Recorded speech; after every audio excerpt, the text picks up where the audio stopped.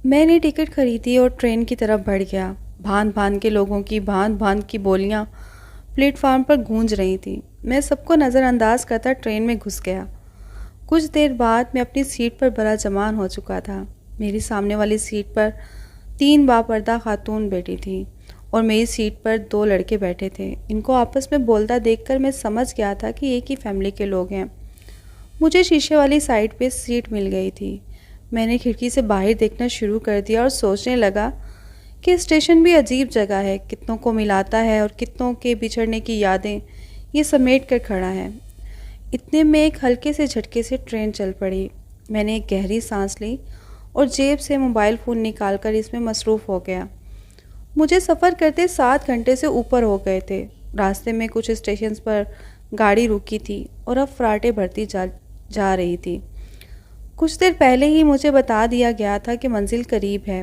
میں نے موبائل پہ ٹائم دیکھا، رات کے 2 بجے تھے۔ اگلا اسٹیشن میری منزل تھی۔ مجھے بتا دیا گیا تھا کہ 20 منٹ تک ٹرین نے مطلوبہ اسٹیشن پہنچ جانا ہے۔ میں سیدھا ہو کر بیٹھ گیا۔ کچھ دیر تک ٹرین میرے مطلوبہ اسٹیشن پر جا کر رک گئی۔ میں اٹھا اور ٹرین سے باہر نکل آیا۔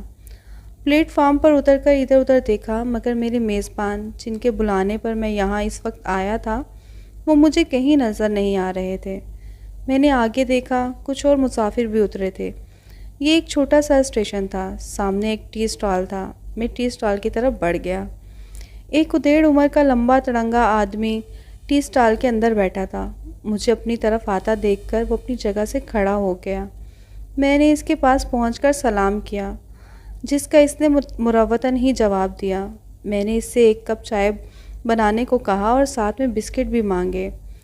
وہ اسی وقت کیتلی کے نیچے آگ جلانے لگ گیا۔ میں پاس پڑے بینچ پر بیٹھ گیا۔ ٹرین سے کوئی 10-12 مسافر ہی اترے تھے جو جلدی جلدی اسٹیشن سے باہر جا رہے تھے۔ ٹرین نے وسل دی اور چل پڑی، جس کی وجہ سے کچھ دیر تو پلیٹ فارم پر ٹرین کے چلنے سے شور رہا۔ پھر آہستہ آہستہ جیسے ٹرین دور ہوتی گئی، خاموشی چھاتی رہی۔ میں بینچ پر بیٹھا ٹرین کو جاتے دیکھتا رہا۔ ٹرین کی آواز اور ٹرین نظر آنا بھی بند ہو گیا۔ میں نے ادھر ادھر کا جائزہ لیا۔ کچھ دور اسٹیشن اور پلیٹ فارم کے راستے پر ایک بڑی سی زرد رنگ کی لائٹ فضا کو روشن کرنے کی ناکام کوشش میں جل رہی تھی۔ میرے کانوں میں اسٹوو کے چلنے کی آواز آ رہی تھی۔ ساتھ میں فضا میں پھیلی چائے بننے کی مہک بتا رہی تھی کہ میں مزیدار چائے پینے والا ہوں۔ کچھ دیر بعد چائے والے نے بسکٹ اور چائے کا کپ میرے آگے لا کر رکھ دیا۔ چائے میرے اندازے سے کہیں زیادہ مزیدار تھی۔ خیر، چائے سے فارغ ہو کر میں نے چائے والے کے پاس جا کر کھڑا ہوا اور اس سے کچھ دیر بات چیت کی اور دوبارہ بینچ پر آ بیٹھا۔ اسی اثنا میں اسٹیشن کی چھوٹی سی عمارت سے 2 بندے نکلے، جن کے پیچھے کا منظر دیکھ کر میں چونک اٹھا اور میری زبان پر تیسرے کلمے کا ورد جاری ہو گیا۔ پلیٹ فارم کی سیڑھیاں چڑھ کر پلیٹ فارم پر آ کر ان دونوں نے ادھر ادھر دیکھا۔ جب ان کی نظر مجھ پر پڑی تو وہ دونوں جلدی جلدی چلتے میری طرف آنے لگے۔ میں غور سے ان کو اپنی طرف آتا دیکھ رہا تھا، مگر اب چونکنے کی وجہ ختم ہو گئی تھی۔ دونوں کی عمر تقریباً 50-55 کے لگ بھگ ہوگی۔ دونوں کی ماشاءاللہ ریش تھی۔